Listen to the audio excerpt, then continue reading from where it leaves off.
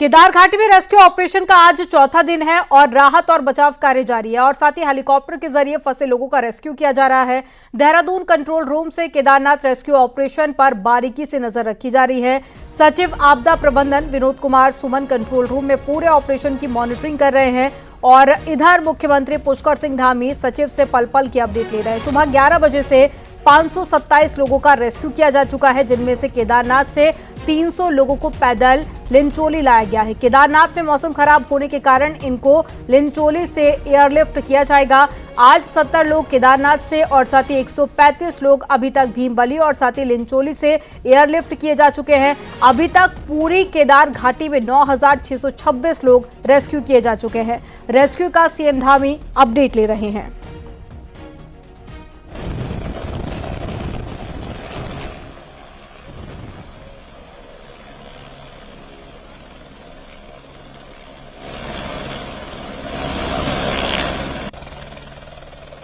मान्य है केदारनाथ जी में बहुत कम लोग बचे हैं, क्योंकि वहां से हमने 300 लोगों को लिंचोली के लिए भी रवाना कर दिया है। तो वो लोग लिंचोली आएंगे, क्योंकि ऊपर मौसम खराब हो रहा है। तो लिंचोली आने से क्या होगा कि हम उनको रेस्क्यू करने में आसानी रहेगी हमको, वो भी किया गया है। तो अब इक्का दुक्का लोग गौरीकुंड में है, गौरीकुंड में कोई नहीं है, सबको निकाल दिया गया है। लिंचोली में भी सबको निकाल दिया गया है लगभग, और केदारनाथ जी में भी 300 से 400 तक लोग होंगे, बाकी सबको निकाल लिया गया है। अब संख्या जो बढ़ रही है हमारी, जो स्थानीय दुकानदार हैं, तीर्थ पुरोहित हैं, घोड़े खच्चर वाले हैं, डोली पालकी वाले हैं, या और लोग जो वहाँ किसी अन्य कारण से वहाँ रहते हैं, वो लोग हैं, उनको भी हमारा प्रयास है कि हम जल्दी से जल्दी निकाल लेंगे। इसमें से 70 लोग हमने केदारनाथ से एयरलिफ्ट किया है, 135 लोग हमने लिंचोली और भीमबली से एयरलिफ्ट किया है, और 322 लोगों को हमने पैदल केदारनाथ जी से लिंचोली ले आए हैं। वो पहुंच गए हैं लिंचोली में। जो ही मौसम खुलता है वहां से रेस्क्यू किया जाएगा उनको। और सत्येंद्र वर्तवाल हमारे साथ में जुड़ गए हैं। सत्येंद्र, इस वक्त आप कहां पर मौजूद हैं और रेस्क्यू ऑपरेशन को लेकर क्या अपडेट? बिल्कुल, मैं अभी सोनप्रयाग में खड़ा हूं। सोनप्रयाग में भले ही जो ग्राउंड वाला रेस्क्यू था, जैसे कि अभी आपदा सचिव भी बता रहे थे कि क्योंकि जो गौरीकुंड में था, गौरीकुंड में जो लोग फंसे थे वो वहां से निकाल लिए गए। वहां फिलहाल कोई भी यात्री नहीं, क्योंकि खुद कुछ देर पहले ही मैं वहां पे मौजूद था। मैंने पूरे गौरीकुंड और पूरे जो इलाके के, हमने भी वहां पे चप्पा चप्पा वहां से देखा कि क्या कुछ आखिर में इस आपदा के दौरान वहां को कितना नुकसान हुआ। लेकिन अभी मैं सोनप्रयाग में पहुंचा हूं और आपको सीधे वो तस्वीरें दिखा सकता हूं कि किस तरीके से अभी भी यहाँ पे काम चल रहा है। यहाँ पे अब एनडीआरएफ, एसडीआरएफ और आर्मी की यहाँ पे पूरी टीम यहाँ पे पहुंच चुकी है। और वो यहाँ से, क्योंकि ये जो सबसे बड़ा पैच है, आप देख सकते हैं कितना बड़ा ये पैच है, और ये पैच पूरा मलबा आने से, पूरा पहाड़ खिसकने से यहाँ पूरा क्षतिग्रस्त हो गया था। और इसके लिए क्योंकि आवाजाही, क्योंकि आगे हम बात करें तो 2 से 3 गांव आगे भी हैं, और उन गांवों की भी आवाजाही इसी रास्ते से होती है। और यहाँ पे जो कुछ दिनों बाद जैसे कि यात्रा एक बार फिर आगे बढ़ेगी, तो उस यात्रा को भी स्टेब्लिश करने के लिए यहाँ पे रेस्क्यू, यहाँ पे एक वैली ब्रिज का यहाँ पे काम शुरू हो गया है। आर्मी की यहाँ पे टीम आ गई है, एसडीआरएफ एनडीआरएफ की टीम यहाँ पे।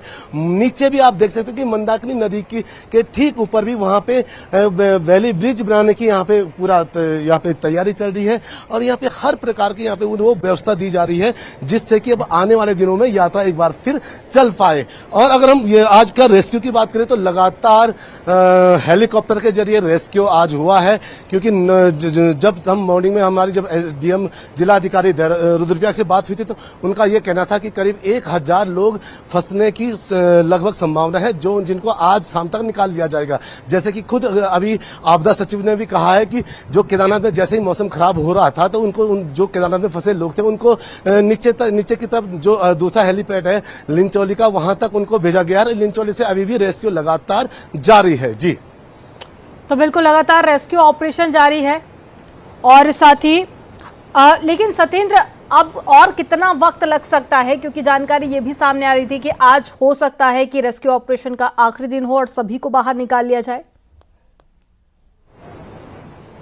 बिल्कुल अमनदीप, क्योंकि जिस तरीके से क्योंकि यहाँ पे सबसे ज्यादा जो चुनौतियां हैं रेस्क्यू के लिए वो है मौसम यहाँ पे सबसे बड़ा चुनौती यहाँ पे बनता है, क्योंकि जैसे ही मौसम खराब होता है, ये केदार वैली है, आप देख सकते हैं केदार वैली में जिस तरीके ये बादल हैं, ये बादल जैसे ही आने लगते हैं तो वहां पे जो हेलीकॉप्टर की जो विजिबिलिटी होती है वो पूरी बंद हो जाती है, जिससे कारण जो हवाई रेस्क्यू होता है उसमें दिक्कतें आती हैं। क्योंकि अगर हम आज करें, जो चिनूक यहाँ पे आया था आर्मी का, जो MI-17 यहाँ पहुंचा था, वो नहीं उड़ पाया, क्योंकि ऊपर आप देख सकते हैं पूरा वैली पैक है, यानी पूरा वहां जो विजिबिलिटी है वो विजिबिलिटी बिल्कुल शून्य हो रखी है, जिस कारण वो बड़े जो हेलीकॉप्टर बिल्कुल मौसम कहीं ना कहीं साथ नहीं दे रहा है, जिसके चलते रेस्क्यू ऑपरेशन में थोड़ा वक्त लग रहा है। जानकारी देने के लिए बहुत शुक्रिया आपका। न्यूज़ 18 की टीम सबसे पहले गौरीकुंड पहुंची, जहां पर बुधवार को आई आपदा में भारी नुकसान हुआ है। टीम ने चिरबसा से करीब 3 किलोमीटर का पैदल ट्रैक कर गौरीकुंड पहुंची, जहां पर जो केदारनाथ यात्रा का पहला पड़ाव है, जहां गर्मकुंड के साथ में मंदाकिनी नदी के किनारे हो रहे पूरे निर्माण काम की भी जो तस्वीरें हैं वो सामने आई और निर्माण कार्य भी कहीं ना कहीं बाधित हो गया है। वहीं गौरीकुंड में घोड़ा पड़ाव को भी भारी नुकसान पहुंचा है, वो रिपोर्ट भी आपको दिखाते हैं। न्यूज़ 18 की टीम सबसे पहले गौरीकुंड पहुंच चुकी है और अपने दर्शकों को वो चीज दिखाती है कि आपदा के दौरान कितना भयंकर मंजर देखने को मिला होगा। आप देख सकते हैं अभी हम गौरीकुंड में यहाँ पे गर्म कुंड था, तप्त कुंड बनाया गया था, क्योंकि 2013 की आपदा में वो पहले भी दब चुका था, लेकिन उसके बाद यहाँ पे पुनर्निर्माण के काम हुए और उन कामों में यहाँ पे तप्त कुंड बनाया गया था। लेकिन बुधवार को जो आपदा आई उसके बाद वहाँ पे आप देख सकते हैं कितना बड़ा नुकसान हुआ और वो तप्त कुंड कहीं ना कहीं दब चुका है। उसके बाद यहाँ पे जो पुनर्निर्माण के काम लगातार चल रहे थे, फिलहाल वो रोक दिए गए हैं, क्योंकि जो भारी नुकसान यहाँ पे देखने को मिला है, मंदाकिनी नदी का जो कटाव है वो काफ़ी अंदर आ गया है, जिस कारण भी यहाँ पे जो काम चल रहे थे वो पूरा बंद हो चुका है। अभी हम गौरीकुंड में हैं और गौरीकुंड से पहले जो हमने देखा तो बीच में कई जगह लैंडस्लाइड की स्थिति है और कई जो यहाँ पे घोड़ा पड़ाव था, सबसे ज़्यादा नुकसान वहाँ पे देखने को मिला है। कैमरा सहयोगी संदीप के साथ सत्येंद्र वर्तवाल, न्यूज़ 18 गौरीकुंड। केदारनाथ में आई आपदा के बाद में न्यूज़ 18 पहली बार उस जगह पर भी पहुंचा जहां पर तबाही हुई थी। बुधवार की रात को जिस जगह पर मलबा आया, चीरबसा से गौरीकुंड तक करीब 2 से ढाई किलोमीटर का ये पूरा रास्ता है, जो कि 2 से 3 जगह पर नुकसान भी हुआ है, जहां ये पूरा रास्ता ही लैंडस्लाइड से टूट चुका है। और न्यूज़ 18 की टीम के साथ में SDRF की टीम भी सर्च ऑपरेशन करती हुई गौरीकुंड पहुंची है। चीरबासा से थोड़ा नीचे आप देख सकते हैं एक लैंडस्लाइड, पूरा रास्ता यहाँ से कटा है, यहाँ पे पूरा रास्ता कटा है, ऊपर से बड़ा सा एक आप देख सकते हैं लैंडस्लाइड हुआ है, उसके कारण यहाँ पे रास्ता कटा है। यहाँ पे कुछ लोग हैं, इनसे ही जान लेते हैं। क्या नाम है आपका? बैठो। सूर्यधन प्रसाद। क्या बताएं? सूर्यधन प्रसाद।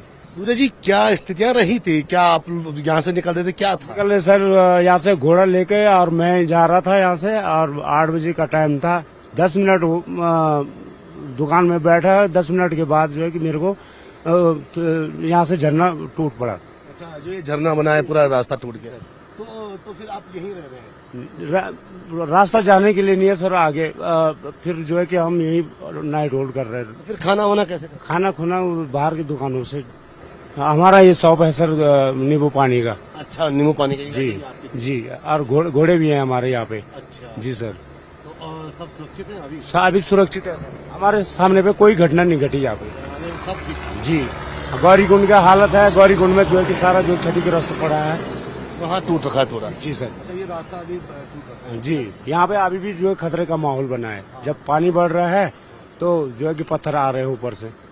आगे आप देख सकते हैं बड़ा खौफनाक मंजर दिख रहा है, क्योंकि पूरा रास्ता कटा है सर। अब क्या कुछ आप लोग करेंगे, जो कि नीचे वाले जो लोग जो फंसे हैं उनको ऊपर ही भेजा जा रहा है? अभी आज का हमारा ये अभियान है कि चीरबासा से लेकर गौरीकुंड और उसके आगे सोनप्रयाग, इसमें कोई व्यक्ति अगर कहीं रुका हुआ है, फंसा हुआ है, तो उसको सर्च करना है, जिससे कि अगर वो किसी की नज़र में नहीं आ पाया है तो देखना है वो कहाँ पर है और उसको सुरक्षित स्थान पर पहुंचाना है। ये हमारा आज का लक्ष्य है। सर, कई जगह इस तरीके की घटनाएं देखने को मिली, कटान बहुत हो रखा है, तो अब हम रास्ता कैसे यहाँ पे बनाएंगे, कैसे हम यहाँ अब आगे वो करेंगे? ये ऐसे रास्तों के लिए भी जिला प्रशासन के द्वारा मजदूरों की टीम भी लगाई गई है और जो ऐसे रास्ते बन सकते हैं उनको तुरंत बनाने का प्रयास किया जा रहा है। बिल्कुल, आप देख सकते हैं कि कितना यहाँ पे, क्योंकि एक रास्ता पूरा था लैंडस्लाइड हुआ तो ये रास्ता पूरा टूट गया। अभी हम भी यहाँ से निकलने की कोशिश कर रहे हैं, क्योंकि डर का माहौल इसलिए भी कह सकता हूँ क्योंकि ऊपर से कभी भी एक पत्थर गिर सकता है। क्योंकि आप देख सकते हैं पूरा ये झरना गिर रहा है। भले ही अभी खूबसूरत ये झरना लग रहा है, लेकिन इसकी खूबसूरती के पीछे इस टाइम कहीं किसी भी टाइम डर हो सकता है। चीरवासा से जैसे हम कुछ नीचे आए, जैसे आपने अभी पीछे देखा एक दुकान वहाँ पे थी जो नींबू पानी चलाते थे। भले ही अब यात्रा पूरा हो गया, टूट फूट ज्यादा हो गई, इसलिए वहाँ पे वो जो दुकानदार है वो अकेला ही था। आप लोग कहाँ से हैं? अच्छा, नेपाल से हैं। तो ये दुकान आप लोगों की थी? हमारे मालिक का है। अच्छा, मालिक की दुकान है। हाँ जी, मालिक का है। तो कब से हो? पहले से यहाँ पे थे? हाँ, पहले से यहीं पे थे। और क्या करते थे? अब क्या करना है, घोड़ा है मेरी दुकान है। अच्छा, घोड़ा भी आपका है? हाँ, घोड़ा भी है, मालिक का है घोड़ा भी। हाँ जी। तो दुकान आप फिलहाल यहीं रह रहे हैं? हाँ, यहीं रह रहे हैं। तो यहाँ से निकल नहीं रहे? अब निकलने का, नीचे जाने का रास्ता नहीं है, कहाँ निकलना सर। केदारनाथ तोशी त्रिजुगी नारायण पैदल मार्ग से भी एसडीआरएफ की टीम ने रेस्क्यू किया। एसडीआरएफ को सूचना मिली थी कि 2 श्रद्धालु त्रियुगी नारायण मंदिर से ऊपर 8 किलोमीटर की दूरी पर जंगल में भटक गए हैं और उनके पास में खाने पीने का सामान भी खत्म हो चुका है, जिसके बाद में एसडीआरएफ की टीम मौके पर रवाना हुई और मौके पर जाकर दोनों लोगों का सकुशल रेस्क्यू किया।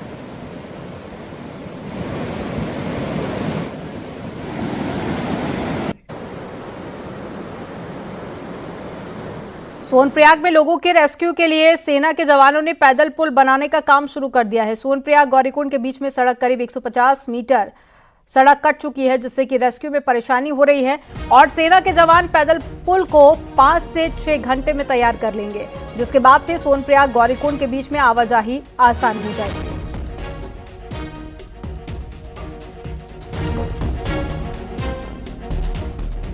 केदारनाथ आपदा में कुछ लोगों के लापता होने की खबरें भी सामने आ रही हैं। सचिव आपदा प्रबंधन ने एक बार फिर से खंडन किया है। सचिव का कहना है कि कहीं भी कोई मिसिंग नहीं है। शुरुआती दौर में कनेक्टिविटी ना होने के कारण संपर्क नहीं हो पा रहा था, इसलिए ये बात उठी थी। देखिए, मिसिंग की बात मैं बिल्कुल स्वीकार करने के लिए तैयार नहीं हूं, क्योंकि कनेक्टिविटी नहीं थी केदारनाथ जी में और इधर रास्ते में गौरीकुंड में कनेक्टिविटी न होने के कारण लोगों में यह एक आशंका पैदा हुई कि लोग मिसिंग हैं। बिल्कुल भी मिसिंग नहीं है और किसी प्रकार से भी ऐसी कोई सूचना अगर है किसी के पास, हमको बताओगे कहाँ पे मिस हुआ है। हमारी टीम हमारे टीम वाले खोजबीन कर रहे हैं। एक लोगों ने संभावना जताई है। चलिए खबरों में आगे बढ़ेंगे। उत्तरकाशी में गंगोत्री धाम में गंगा नदी एक बार फिर से उफान पर आ गई है। पहाड़ों में हो रही बारिश से नदी का जल स्तर भी बढ़ गया है और गंगा नदी का पानी घाटों के ऊपर से बह रहा है। वहीं भोजवासा के पास में गदेरा उफान पर आ गया। गंगा नदी का जल स्तर बढ़ने से तीर्थ पुरोहित की चिंता बढ़ने लगी है।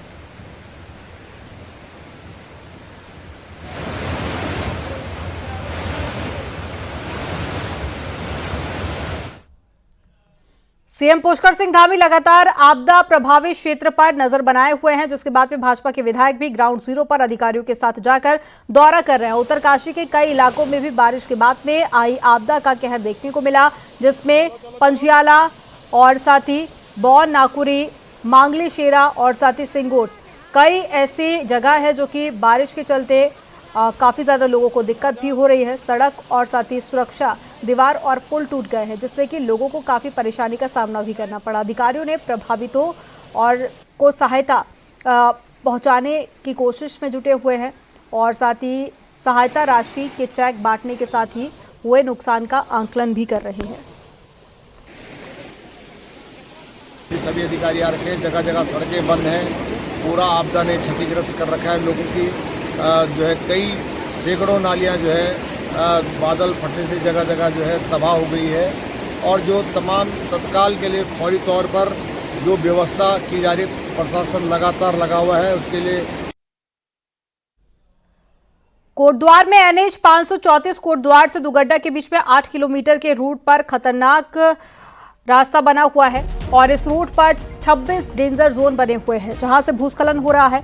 हल्की बारिश में भी पहाड़ी से भारी मलबा सड़क पर गिर रहा है, जिसकी वजह से कई बार हाईवे भी बंद हो रहा है। वहीं प्रशासन ने मौके पर जेसीबी मशीन लगाई है ताकि सड़क बंद होने पर फौरन खोला जा सके, लेकिन डेंजर जोन पर खतरा हमेशा बना रहता है। पिछले साल से जो अधिक वर्षा हुई थी तो उसमें पूरा पहाड़ जो है क्षतिग्रस्त हुआ है, तो उसमें बार बार जो है हर पॉइंट पे वो टूट रहा है। अभी पिछली बार भी एक पॉइंट बना, अभी जो नेक्स्ट उसमें अभी पहले 35 किलोमीटर 32 पे था, अभी किलोमीटर जो है 38 पे जो क्षतिग्रस्त हुआ है वो एक नया पॉइंट बना है। बीजेपी विधायक खजान दास ने लोक निर्माण विभाग के सचिव पंकज पांडे पर सड़कों और साथ ही नालियों से जुड़े उनके प्रस्तावों को जानबूझकर लटकाने का आरोप लगाया। विधायक ने बाकायदा मुख्यमंत्री से मुलाकात कर सचिव की लिखित शिकायत की है। विधायक का कहना है कि उन्होंने अपनी विधानसभा में सड़कों नालियों के प्रस्ताव विभाग को बनाकर भेजे थे। पहले तो कई खामियां पाई गई, लेकिन महीनों तक खामियां निकाली जाती रही और जब उन्होंने सभी औपचारिकताएं पूरी कर ली तब जाकर सचिव ने प्रस्तावों को ही ये कहकर निरस्त कर दिया कि विभाग के तहत ये मानकों में नहीं है। उन्होंने पूरे मामले की जांच की मांग की है। मेरी विधानसभा क्षेत्र में कुछ नालियों का निर्माण होना था, कुछ कवरिंग होनी थी उसमें नाली के ऊपर, और मुझे लग रहा है कि 10 माह तक मुझे घुमाया गया। 10 माह तक उन्होंने क्वेरी लगाई, क्वेरी को ठीक करते गए। 10 माह पहले ही बोल देते कि हम नाली निर्माण नहीं करेंगे तो वो बात बनती थी। कांवड़ मेला खत्म होने के बाद में हरिद्वार में गंगा घाटों से लेकर हाईवे तक गंदगी का अंबार लगा हुआ है। करोड़ों की तादाद में आए कांवड़िए प्लास्टिक वेस्ट छोड़ गए हैं। साथ ही पर्याप्त टॉयलेट की व्यवस्था नहीं होने की वजह से कई जगह पर गंदगी नजर आ रही है। रिपोर्ट आपको दिखाते हैं।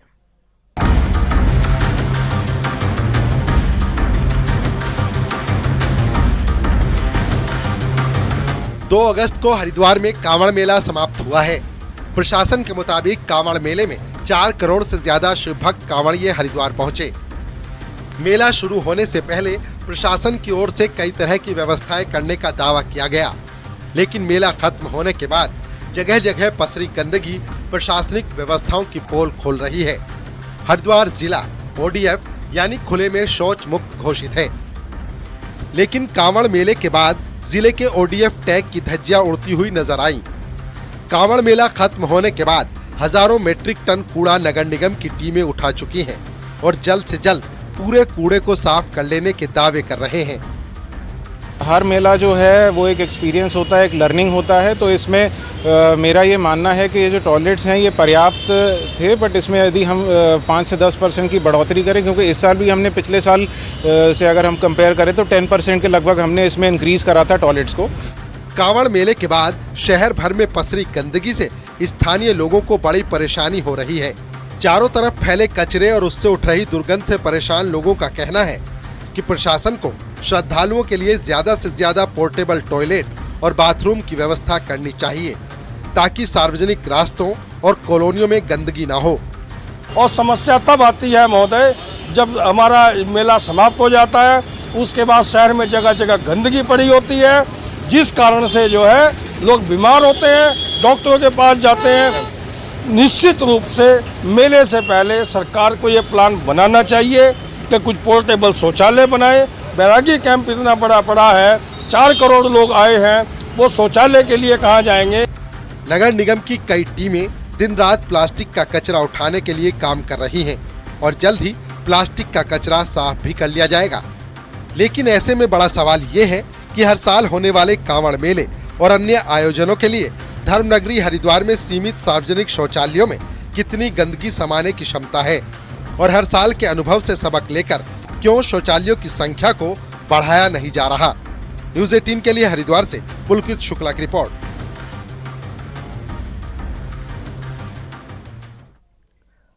ओलंपिक में युवा शटलर लक्ष्य सेन एकल के सेमीफाइनल में पहुंच गए हैं। पेरिस ओलंपिक में मेडल से 1 कदम दूरी पर है। आज लक्ष्य सेन का विक्टर एक्सेलसन से मुकाबला है और अल्मोड़ा के युवा खिलाड़ी के सेमीफाइनल में पहुंचने से गृह क्षेत्र में खुशी की लहर है। रिश्तेदारों ने एक दूसरे को मिठाई खिलाकर खुशी मनाई और कहा कि लक्ष्य सेन इस बार देश को गोल्ड मेडल दिलाएगा।